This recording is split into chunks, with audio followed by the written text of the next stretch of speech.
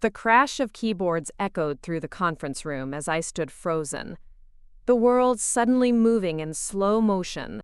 20 executives turned to stare, their faces a blur except for Eliza's.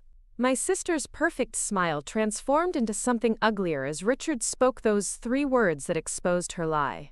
Before we jump back in, tell us where you're tuning in from, and if this story touches you, make sure you're subscribed.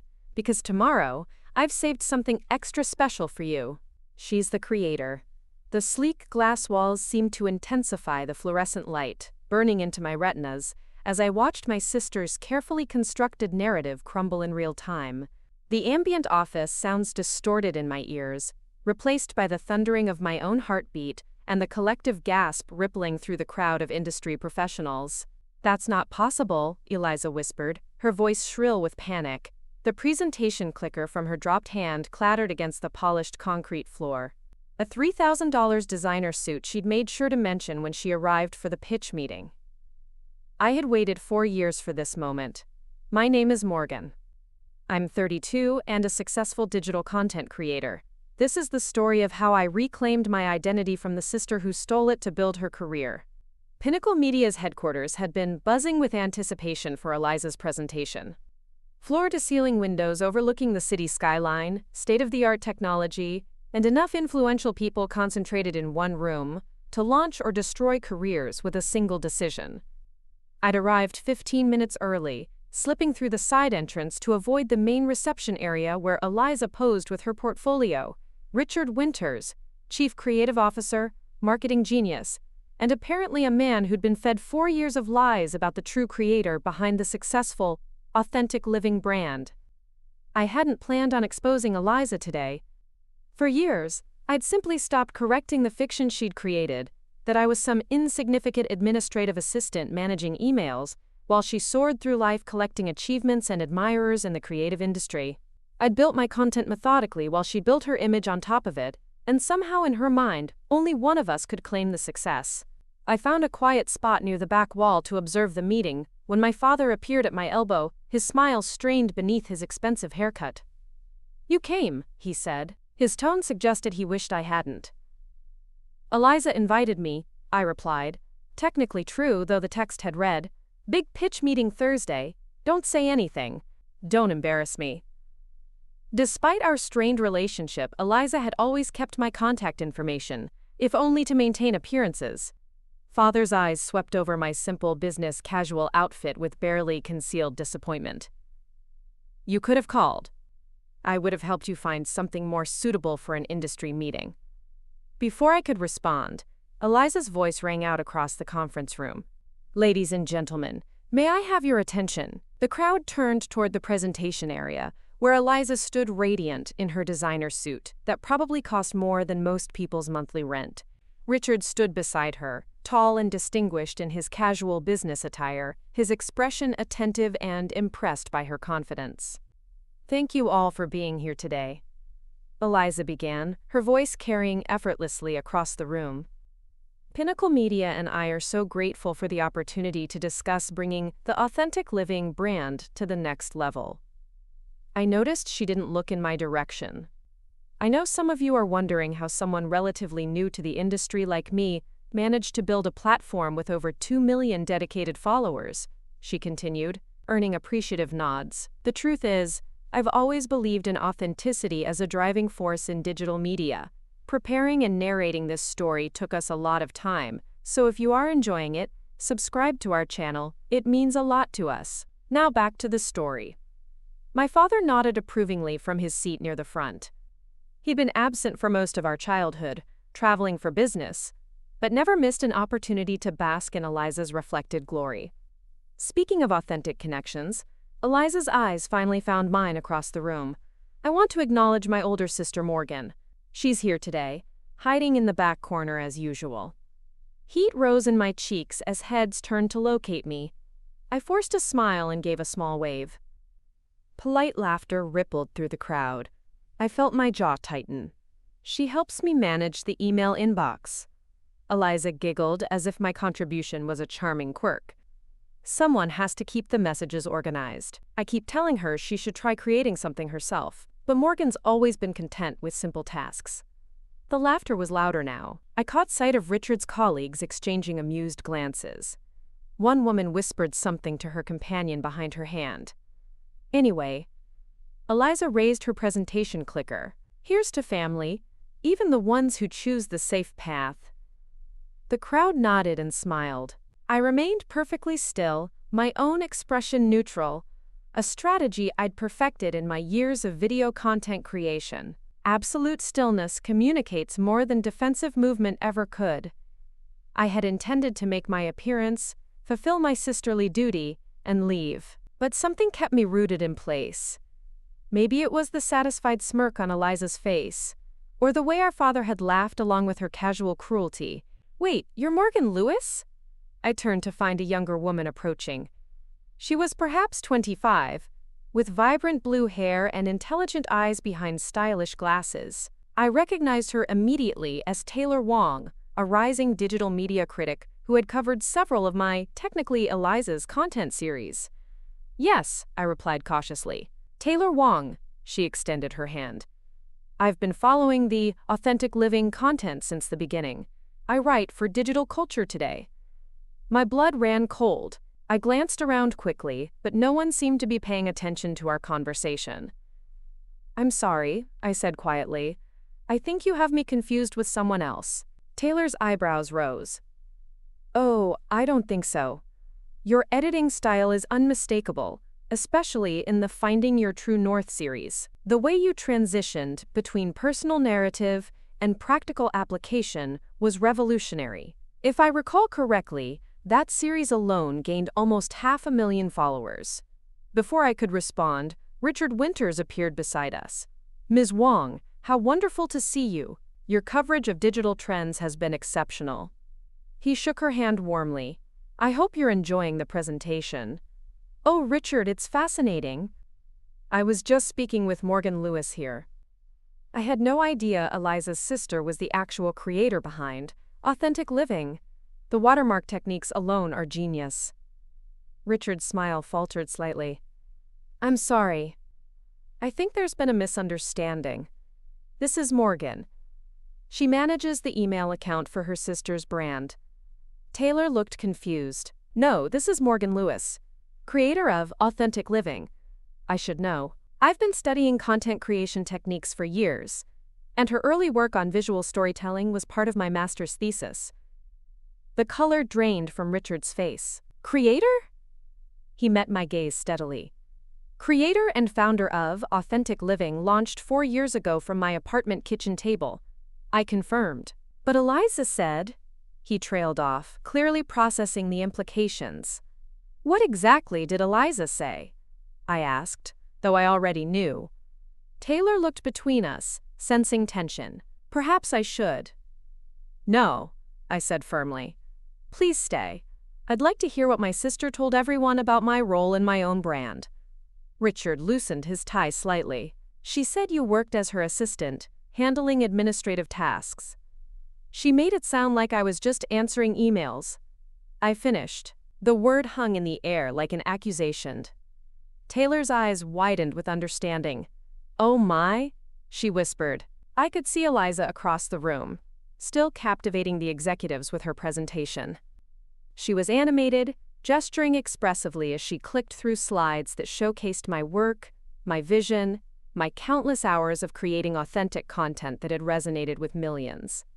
She had no idea, her carefully constructed narrative was unraveling 20 feet away. Morgan, Richard said slowly, do you mind if I ask what exactly is your role in Authentic Living? I created it. Every video, every post, every piece of content. I developed the concept, built the following from 0 to the first 1,000,000 subscribers, created the editing style that everyone tries to copy now.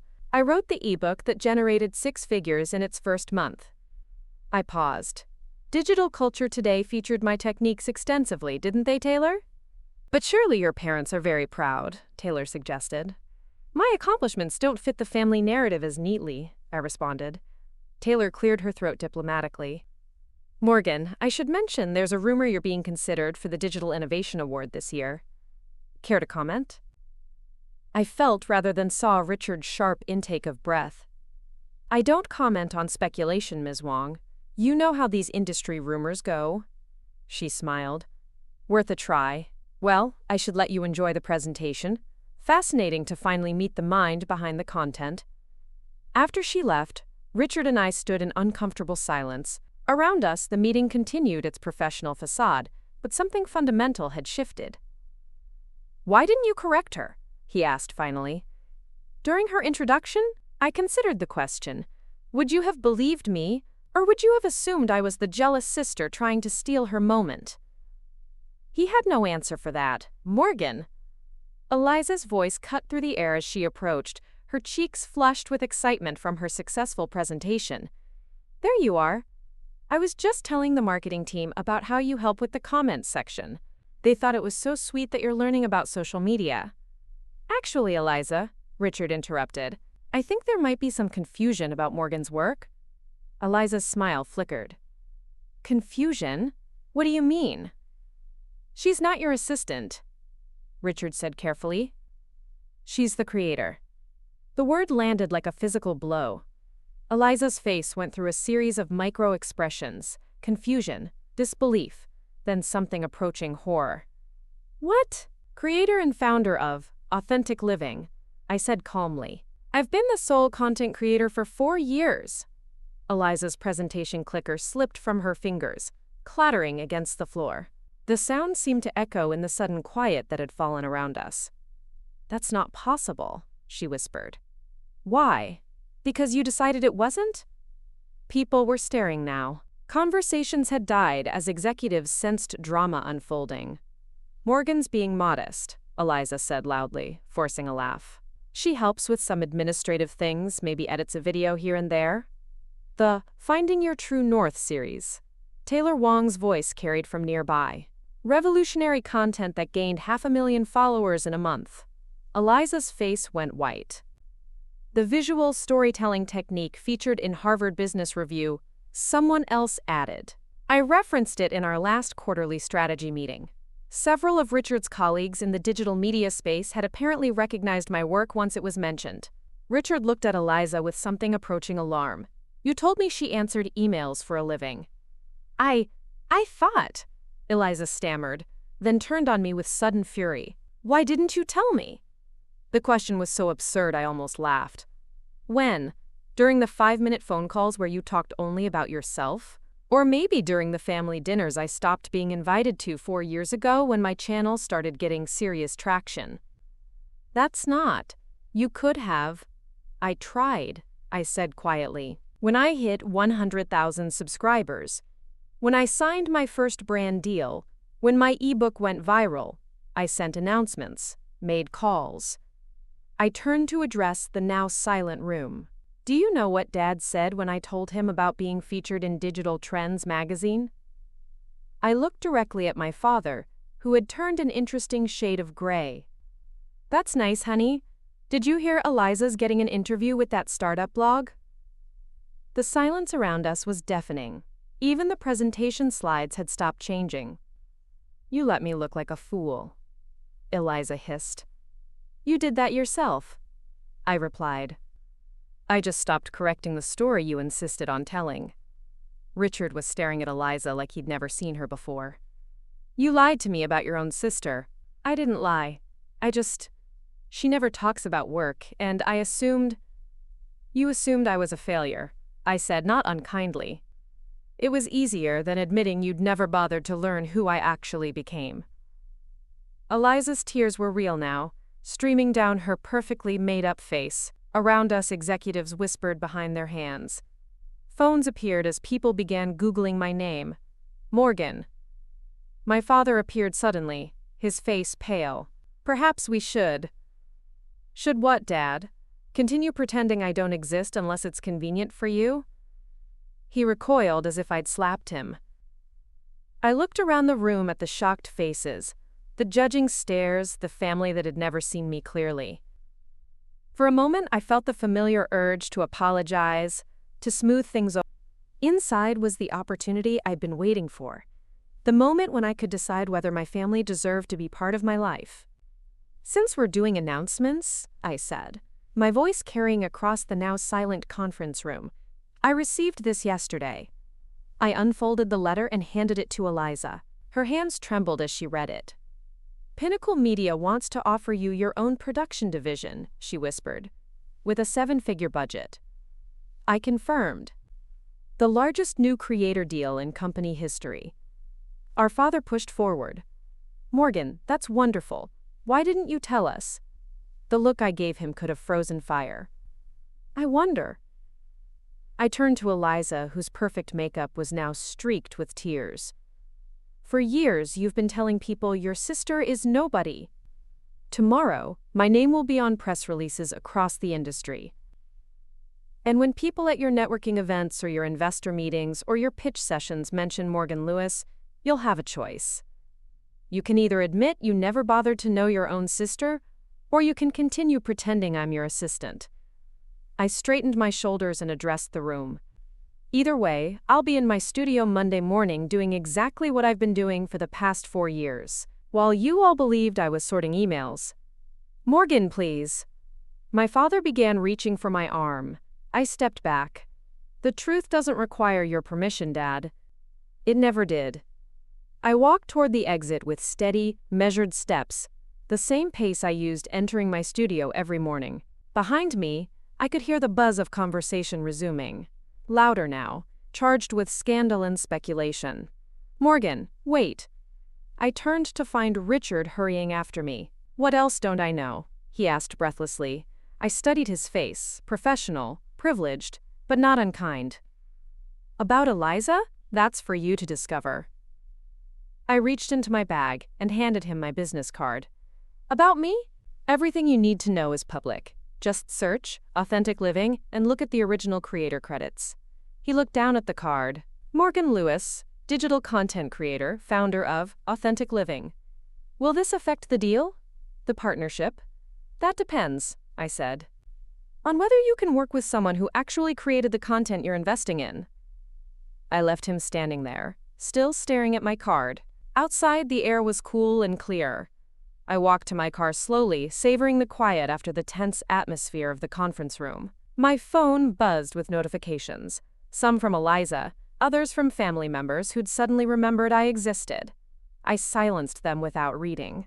Tomorrow, I would return to my studio, to content that mattered, to a brand I'd built entirely on my own terms. Tonight, I drove home to my apartment with its walls lined with industry awards and recognitions that my family had never seen, knowing that for the first time in my life, they had finally witnessed the truth of who I had become. The authenticity I preached in my content had a weight to it that no amount of fancy presentations could match, and I was perfectly content to carry it alone. The week after the Pinnacle Media confrontation passed in a blur of emails, phone calls, and industry gossip. My inbox overflowed with interview requests from digital media outlets eager to uncover the truth behind Authentic Living.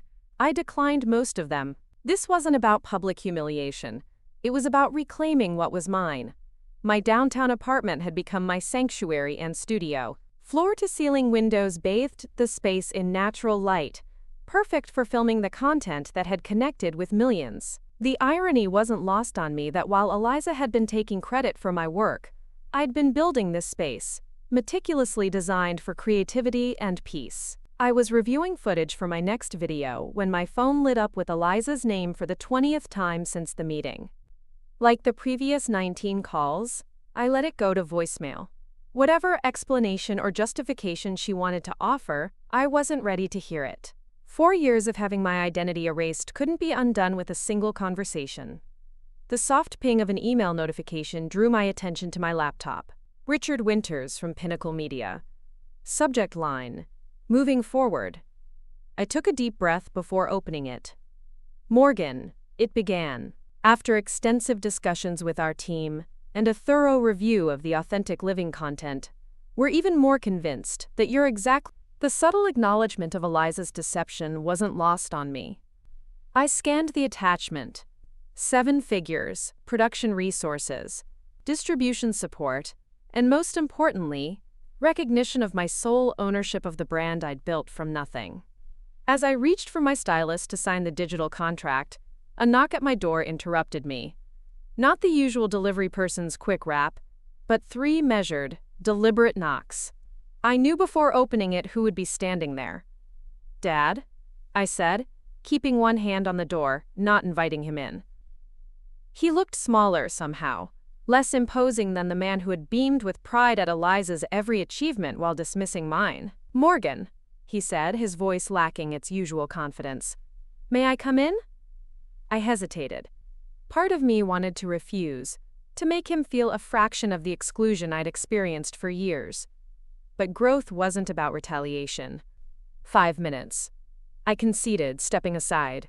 He entered cautiously, eyes widening as he took in my apartment. The professional lighting setup. The wall of awards I'd never mentioned because no one had ever asked.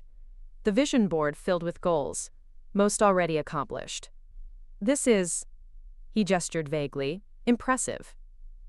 "Thanks," I said simply, not offering him a seat. "What do you want, Dad?"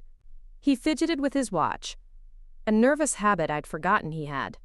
"Eliza told us everything. About how she's been misrepresenting your work." "Stealing my identity," I corrected. "Let's call it what it is." He winced. "Yes. That's fair." He took a deep breath. "I owe you an apology, Morgan. A massive one." I stayed silent, waiting. Apologies were easy. Understanding was harder. "I didn't see you," he continued. "All these years, I looked right past what you were building. I didn't understand it, so I dismissed it. That was wrong of me." "It wasn't that you didn't understand digital media, Dad. It's that you never tried to. When Eliza got that marketing internship, right out of college, you learned every industry term, read Marketing Weekly, took her to networking events. When I started creating content, you called it playing on the internet." His face flushed with shame. "You're right, I didn't give you the same support. I think I understood Eliza's path better. It looked like mine, corporate, structured, visible. Yours was different. New. I didn't know how to value it. You didn't try," I said, my voice steady despite the emotion building inside me. 4 years, Dad. 4 million followers. Brand partnerships with Fortune 500 companies. Features in major publications. And you never once asked to see my work." He moved toward my award shelf, studying the engraved plaques and crystal trophies. "Digital Creator of the Year," he read aloud. "Influencer Impact Award. Content Innovation Excellence." He turned to me, eyes glistening. I had no idea. "That's the problem," I said quietly. "You never wanted to have any idea." It was easier to believe Eliza's version, that I was struggling, less successful, someone to be pitied rather than respected. "She's devastated," he said after a moment. "The deal with Pinnacle is off. Most of her networking contacts have gone silent. She's talking about leaving the city." I felt a twinge of something, not quite guilt, but perhaps its distant cousin.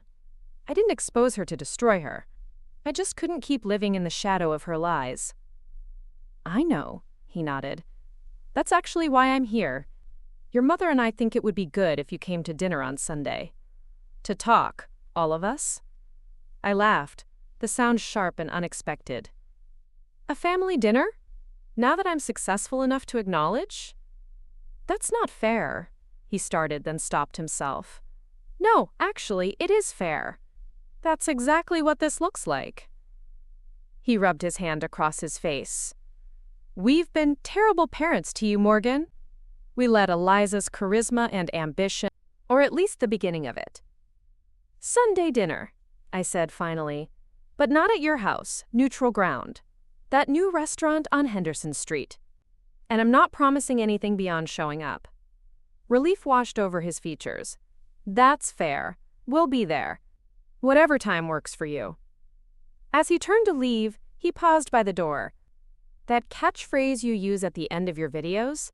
Authenticity isn't what you show the world. It's what you can't help but reveal." That's profound. I blinked in surprise. "You've watched my content?" "Since yesterday," he admitted. "I've been up all night, watching 4 years of your life unfold on my screen. You're extraordinary, Morgan. I'm sorry it took me so long to see it." After he left, I returned to my desk and signed the Pinnacle contract. As I pressed send, I felt something shift inside me. Not forgiveness exactly, but perhaps the first stone in a bridge that might someday lead there. Later that afternoon, as I was setting up to film a new video, my phone buzzed with a text from Taylor Wong, the digital media critic who had inadvertently exposed Eliza's lies. "Interview request, but not about the drama."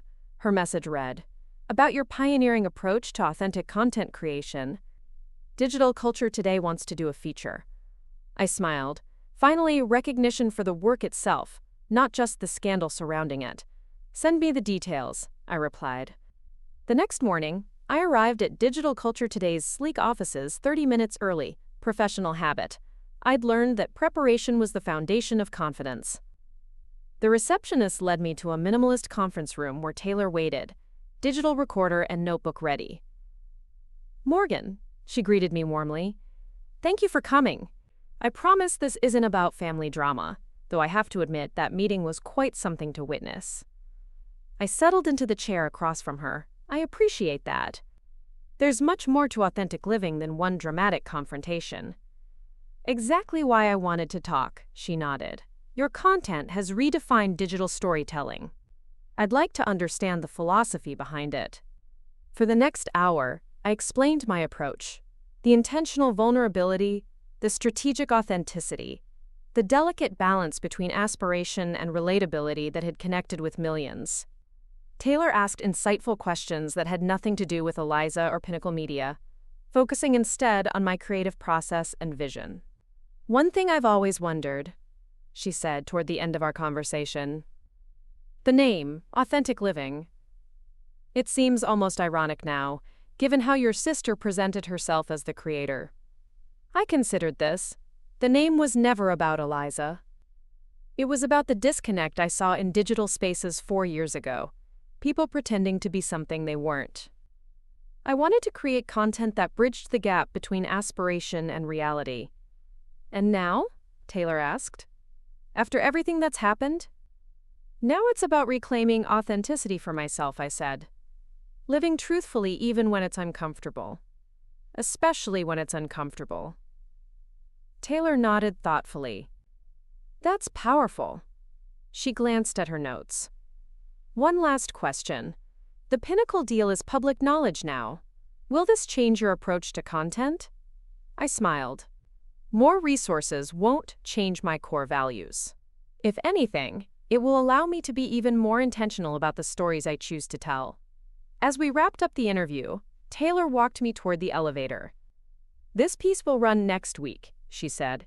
"Front page of our digital section." "I appreciate the focus on the work," I told her. "That's what matters most to me." "The work is what caught my attention in the first place," she replied. Long before I knew about any family dynamics. As the elevator doors closed, I felt a weight lifting, the burden of being unseen gradually replaced by the lightness of recognition. Not from my family, but from an industry that valued what I had built. Sunday arrived with a knot of anxiety in my stomach. I'd almost canceled the dinner 3 times, drafting and deleting the message each time. Whatever happened tonight wouldn't erase years of dismissal, but maybe it could create space for something new. I chose my outfit carefully, professional but approachable. "Thanks, Mom," I said, sliding into the booth across from them. "How are you both?" The small talk felt strained, each of us navigating unfamiliar territory. We ordered drinks and appetizers, discussing safe topics, the restaurant's architecture, the unusually mild weather, a new film everyone was talking about. 15 minutes passed. Then 20. No Eliza. "Should we call her?" my mother suggested, checking her watch for the 3rd time. My father shook his head. "She texted me. She's not coming." A strange mix of disappointment and relief washed over me. "Did she say why?" He hesitated. "She said she's not ready to face you. That she needs time to figure out who she is without the story she's been telling." I nodded slowly. "That's honest, at least." Morgan, my mother began cautiously. We've been trying to understand how this happened, how we let it happen. Your father showed me some of your videos. They're remarkable. How did we not know? You didn't know because you didn't ask, I said simply. And when I tried to tell you, you changed the subject to Eliza. She flinched. We've always been proud of both our daughters. No, I corrected gently. You've always loved both your daughters. But you've only been proud of Eliza. There's a difference. My father reached for his water glass, hand slightly unsteady. When did it start? Her taking credit for your work? I considered the question. It was gradual. First, she'd mentioned to people that she was helping me with my content. Then it became our channel. Eventually, when she realized how successful it was becoming, she started introducing herself as the creator to her professional contacts. And you never confronted her? My mother asked. I did, once, I admitted. About 2 years ago, when a major brand deal came through. She told me I was being oversensitive, that she was just networking, and that without her connections, no one would see my content anyway. That's not true, my father said firmly. Your success is entirely your own. The numbers prove that. I raised an eyebrow. That's a new perspective from you, Dad. He had the grace to look ashamed. I've spent the week educating myself about digital metrics. Your engagement rates are extraordinary. Your conversion statistics would make any marketing executive envious. Despite everything, I felt a small glow of pride at his recognition. Thank you. We failed you, my mother said, tears gathering in her eyes. For years, we've celebrated the wrong daughter for the wrong reasons. You didn't fail me, I said after a moment. You just didn't see me. There's a difference there, too. Our entrees arrived, providing a welcome pause in the emotional conversation. As we ate, my parents asked specific questions about my content, my creative process, my business model, questions they should have been asking for years. The pinnacle deal, my father said as we finished our meals. Tell us about it. The real details. Not just the headline figures. For the next 20 minutes, I explained the structure of the partnership, the production division one would lead, the creative team I could build, the distribution channels that would amplify my reach. For the first time in my adult life, I watched my parents listen to me with their full attention, asking intelligent questions, expressing genuine interest. This is just the beginning, my father said, a hint of his business strategist persona emerging. With this platform, you could expand into multiple content verticals, perhaps even traditional media channels. I smiled. One step at a time, Dad. Authentic living succeeded because it was true to its name. Scaling too quickly would risk losing that connection with the audience. He nodded thoughtfully. That's wise. Sustainable growth over flash-in-the-pan success. He hesitated. I wish I'd given you the same support I gave Eliza. You clearly didn't need it to succeed, but you deserved it nonetheless. I did need it, I admitted quietly. Not for the business, but as your daughter. There were so many moments I wanted to call and share a milestone or ask for advice, but I knew the conversation would eventually turn to Eliza. Good news? My mother asked, noticing my expression. The beginning of a new chapter, I replied. One where I get to tell my own story. Later that night, alone in my apartment, I opened my laptop and began drafting a new content series, Reclaiming Authenticity When Your Story is Stolen. Not a public takedown of Eliza, but an exploration of identity theft in its many forms, of finding your voice when others try to speak for you. As I typed, I realized that the pain of the past 4 years had given me something valuable, a deeper understanding of authenticity itself. It wasn't just about presenting your true self to the world. It was about fighting for your truth when others tried to erase it. My phone lit up with a text message. Unknown number. I'm sorry, not for getting caught, but for what I did. I don't expect forgiveness. Just wanted you to know I'm leaving the industry. Finding something else. Something real. E. I stared at the message for a long time before saving the number under Eliza's name. I didn't respond immediately. Some conversations couldn't be condensed into text messages. Some healing required space and time. Instead, I returned to my content outline. Tomorrow would bring the official announcement of the Pinnacle partnership.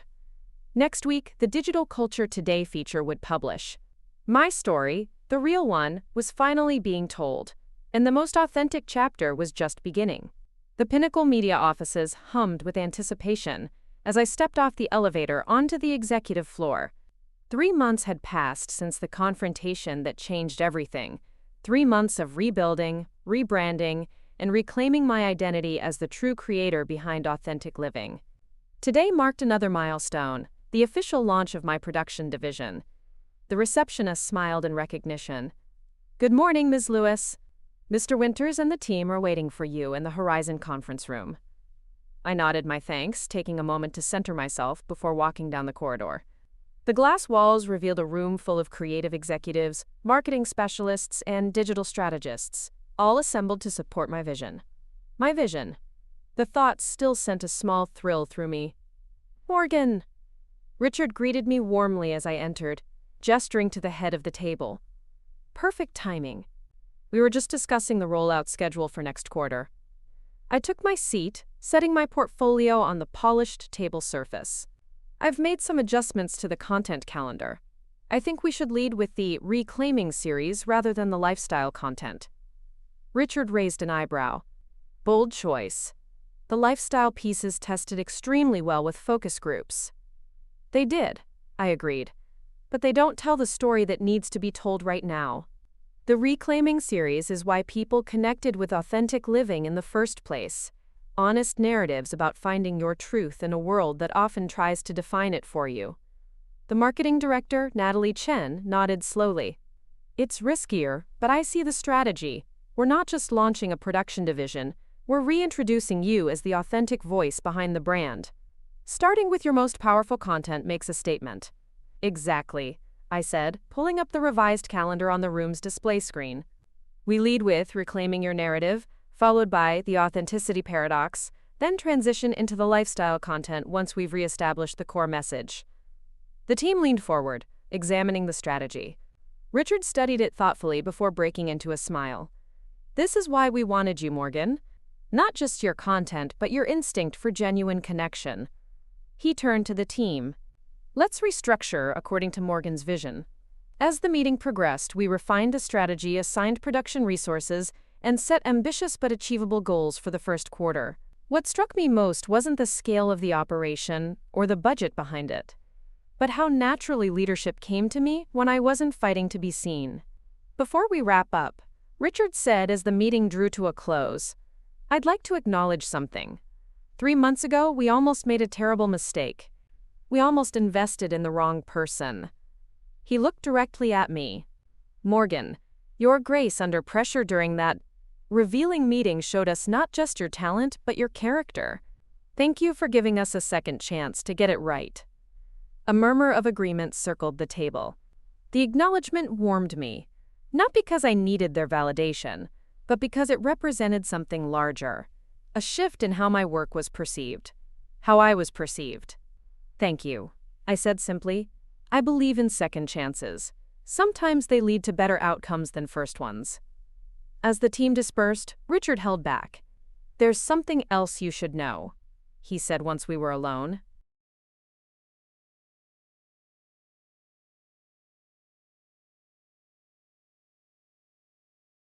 "Eliza reached out to us last week." I stilled. "What did she want?" "A job," he said carefully. "Not in content creation, she was clear about that. She applied for an entry-level position in our market research department."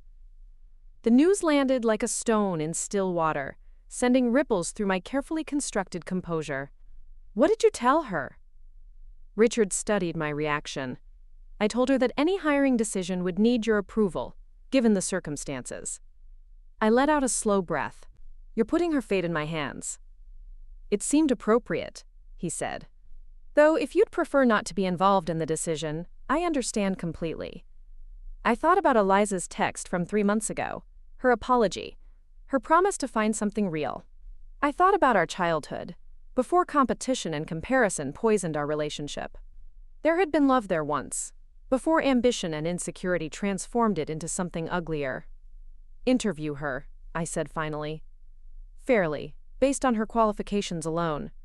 If she's the best candidate, hire her, but in a different building, different department. I'm not ready to see her every day. Richard nodded. That's more generous than many would be in your position. It's not about generosity, I clarified. It's about not letting her actions continue to define our relationship. She made her choices. Now she's trying to make different ones. I won't stand in her way, but I won't pretend the past didn't happen either. Understood, he said. And for what it's worth, I think that's the right call. After the meeting, I made my way to my new office, a corner space with windows overlooking the city skyline. Unlike Eliza's borrowed authority, this space had been earned through years of creating content that resonated with millions.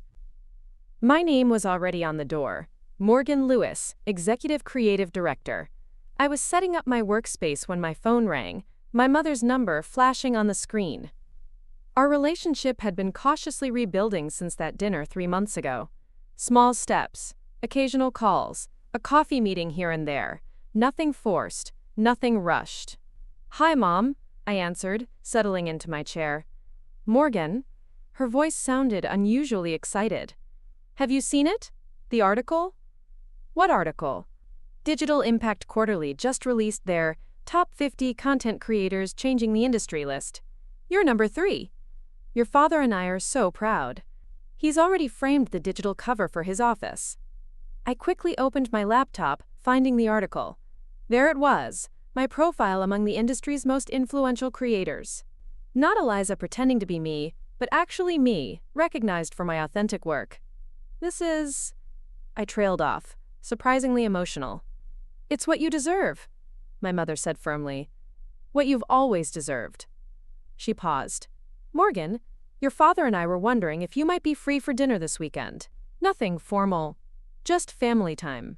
We thought we could watch some of your early content together, the videos we should have been supporting from the beginning. The gesture was small but significant, an acknowledgement of what they had missed, an effort to make up for lost time. I'd like that, I said. Saturday works for me. Wonderful, she said, the relief evident in her voice. Oh, and Morgan? Eliza called yesterday. My grip tightened on the phone. What did she say? She's interviewing at Pinnacle. She wanted us to know that she told them everything. No more lies, no more pretending. She's starting over. My mother hesitated. She asked if you'd be willing to talk. Not now, but someday. I gazed out the window at the city below, considering the question. Maybe, I said finally. Not yet, but someday, when I'm ready. That's all she's asking for, my mother replied. A possibility. After we hung up, I turned my attention to the task that had brought me to the office today, reviewing the first completed episode of the Reclaiming series. The editing team had delivered the final cut this morning, and watching it would be the first official act in my new role. I closed my office door, dimmed the lights, and pressed play. The opening shot captured exactly what I'd envisioned, a visual metaphor for identity theft, a person gradually reclaiming their blurred image, coming into focus with each frame. My voice narrated over the powerful visuals. Authenticity isn't watching the finished product. I felt a sense of completion. Not because the journey was over, it was just beginning, but because the story had come full circle. What began as a painful erasure had transformed into a powerful message that would resonate with anyone who had ever felt invisible, overlooked, or misrepresented. When the credits rolled, my name prominently displayed as creator, writer, and executive producer, I sat in silence for a long moment, absorbing the significance of what we'd created. This wasn't just content. It was testament to resilience, to the power of authentic voice. A knock at my door broke my reverie. Taylor Wong from Digital Culture Today stood in the doorway, press badge around her neck. Hope I'm not interrupting, she said. Your assistant said you might have a few minutes for a follow-up interview? The feature we did has gotten incredible response. I gestured to the chair across from my desk. Perfect timing, actually. I just finished reviewing the first episode of the new series. Taylor settled in, pulling out her recorder. That's exactly what I wanted to discuss. The industry is buzzing about this new direction, using your personal experience as a framework for exploring larger themes of identity and authenticity. It felt necessary, I explained. What happened with my sister exposed something that goes beyond family drama. We're living in an era where identity is currency, where authenticity is simultaneously valued and counterfeited. I wanted to explore that tension. Do you worry about being defined by the controversy? Taylor asked. About becoming the creator whose sister stole her identity, rather than just the creator? The question was perceptive, a concern that had crossed my mind during sleepless nights as we developed the new content. I'm not interested in being defined by what happened to me, I said after a moment. But I'm not afraid to use it as a lens for understanding something universal. Everyone has experienced some version of having their narrative controlled or distorted by others. The specifics of my story aren't what matters. It's the resonance it creates with other people's experiences. Taylor nodded thoughtfully. That's powerful. She glanced at her notes. There's another angle I'm curious about. Industry sources say Eliza has applied for a position at Pinnacle Media. How do you feel about potentially working for the same company? I chose my words carefully. I believe in second chances and new beginnings. If Eliza is qualified for the position and committed to building her own authentic career, I support that. We'll be in different departments, different buildings. Our paths won't cross professionally. And personally? Taylor pressed. That's a longer journey, I admitted. Some bridges take more time to rebuild than others. The interview continued for another 20 minutes, covering the technical aspects of the new series, the expansion of the production team, and my vision for the future of authentic living. As Taylor prepared to leave, she asked one final question. What would you say to other creators who feel their work or identity has been co-opted by someone else? I considered the question seriously. I'd tell them that reclaiming your narrative isn't a single moment of dramatic confrontation. It's a daily commitment to standing in your truth, even when it's uncomfortable. It's creating work so distinctly yours that no one else could possibly claim it. And most importantly, it's recognizing that your worth isn't determined by others, recognition of it. After Taylor left, I returned to my desk and opened my personal journal, a practice I'd maintained throughout the years, even when no one was seeing my work. I had been documenting this journey of reclamation, not for content purposes, but for my own processing. I wrote about the day's milestones, the successful strategy meeting, the recognition from Digital Impact Quarterly, the completed first episode, the evolving family dynamics. As I wrote, I realized how much had changed in 3 months, not just externally, the office, the team, the platform, but internally. The desperate need for validation had been replaced by something steadier, self-recognition that didn't depend on external affirmation. My phone buzzed with a message from Richard. Screening room is set up for tomorrow's preview. Executives from all departments confirmed attendance. This is going to be big, Morgan. I smiled at his enthusiasm. The preview screening would be the official internal launch of the new content direction, a significant moment for both. As evening fell, I packed up my things and prepared to head home. The office had quieted, most of the team having left for the day. In the elevator, I checked my calendar for tomorrow, meetings with the marketing team, the preview screening, a call with a potential brand partner who wanted to align with the reclaiming message. The doors opened to the lobby, and I stepped out, nodding to the security guard as I headed toward the exit. A familiar figure stood by the reception desk, filling out paperwork. Eliza. She hadn't seen me yet, focused on the forms in front of her. For a moment, I considered turning around, taking a different exit. The confrontation at her engagement party had been necessary. This one didn't have to happen now. But running would only reinforce the old pattern, making myself smaller to accommodate her presence. I continued forward, my footsteps echoing slightly in the marble lobby. She looked up at the sound, her expression freezing when she recognized me. The clipboard in her hands lowered slightly. "Morgan," she said, her voice barely above a whisper. Eliza, I replied, stopping a few feet away. Interview went well, I see. She nodded, a flush spreading across her cheeks. Just filling out new hire paperwork. Market Research Department. Congratulations, I said, meaning it. It's a good team. An awkward silence stretched between us. 4 years of lies and 3 months of separation, creating a chasm wider than the physical space between us. I didn't know you'd be here, she said finally. They said you're usually in the East Building. Just finishing some work on the new series, I explained. It launches next week. I've seen the promos, she admitted. It looks powerful. Another silence. Around us, the lobby remained quiet, the late hour ensuring we had no audience for this uncomfortable reunion. Morgan, she began. I held up a hand. Not here, Eliza. Not now. We both have our fresh starts. Let's focus on those for a while. She nodded, understanding in her eyes. For what it's worth, I'm proud of you. Not in that condescending way I used to pretend, but really proud. What you've built is extraordinary.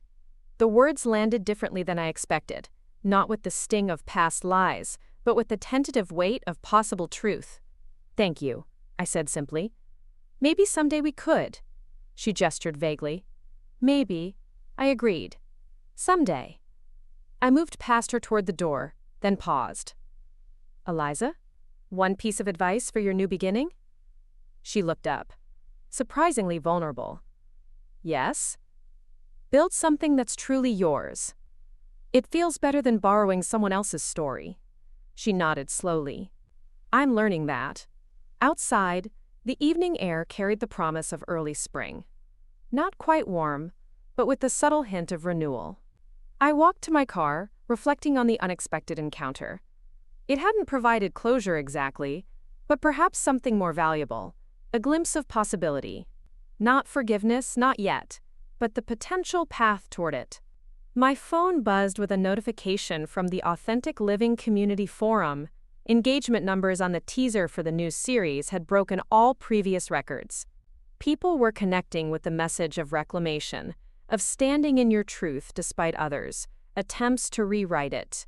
As I drove home, I thought about the journey of the past 4 years, from creating content in my apartment to watching my sister claim it as her own, to finally stepping into the spotlight as the true creator. The path hadn't been linear or easy, but it had led here, to a place of genuine authenticity, where my work and my identity were finally aligned in the world's perception. Tomorrow would bring new challenges, new opportunities to stand in my truth.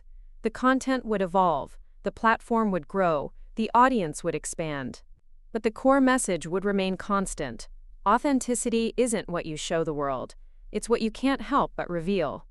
Back at my apartment, I set up my camera for a short, unscripted message to the Authentic Living community, a tradition I'd maintained through every phase of this journey.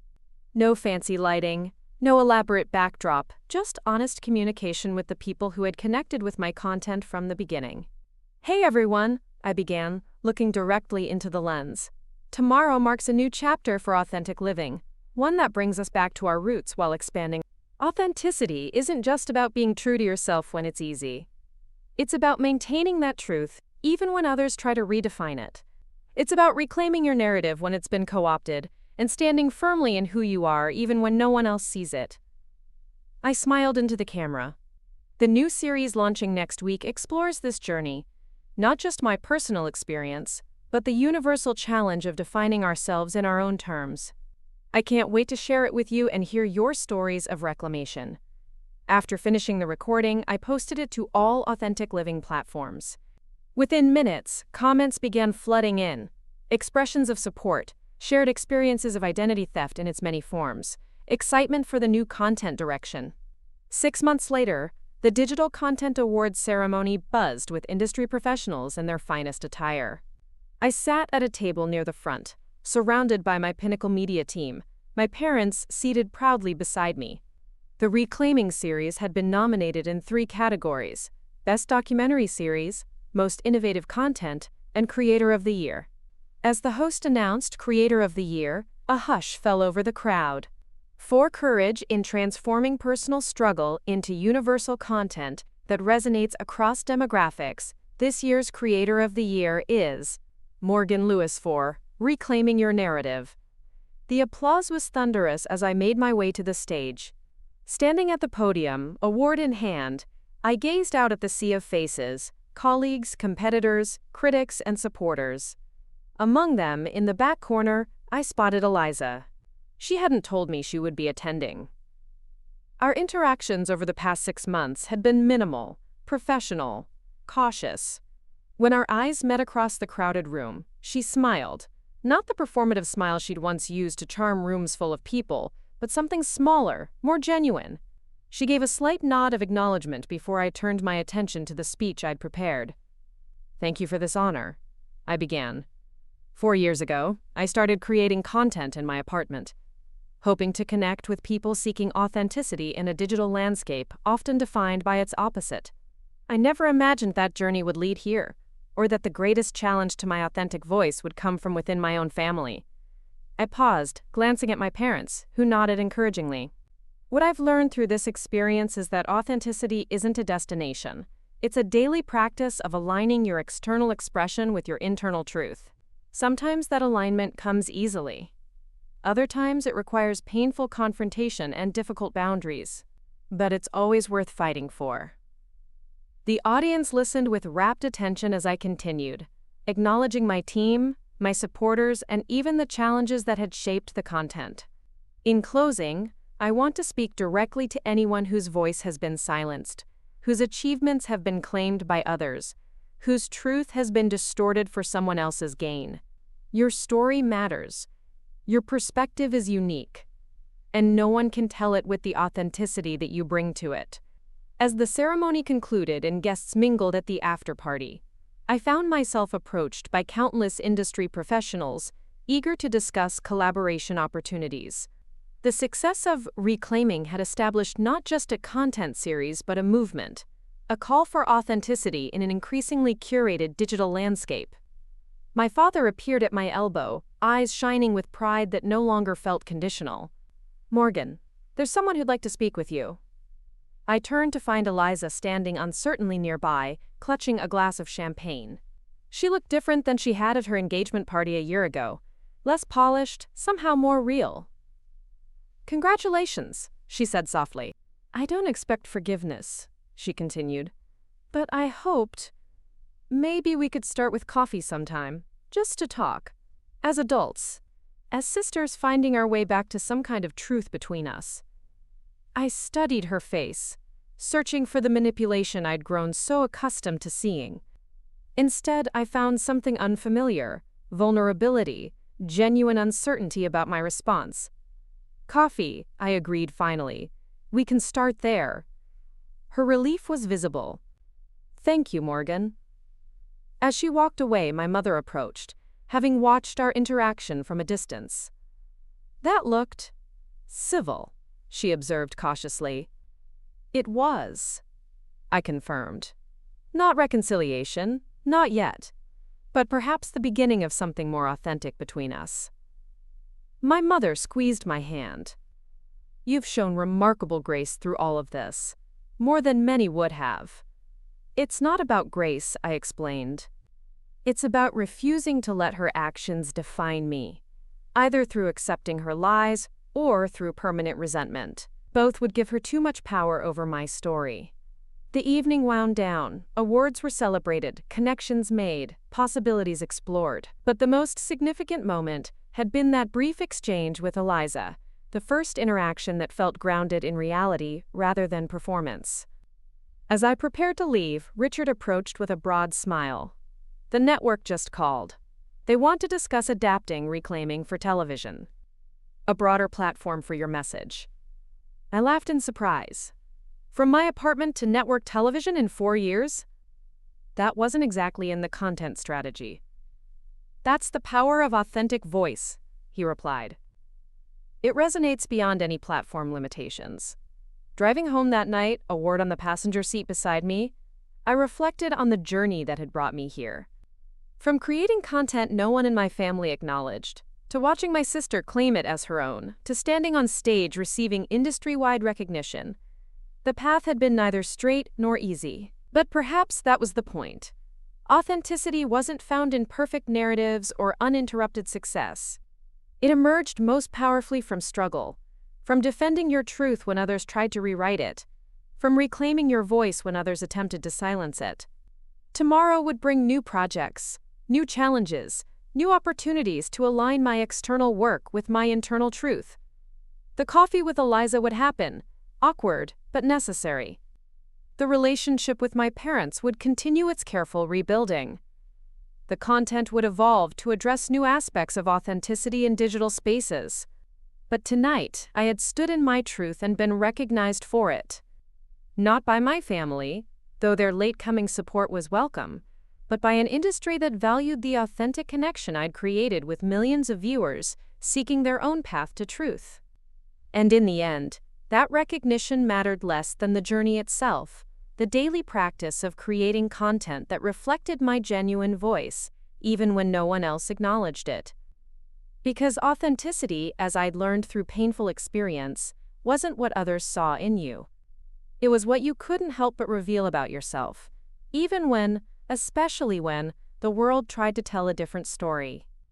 Up next, you've got 2 more standout stories right on your screen. If this one hit the mark, you won't want to pass these up.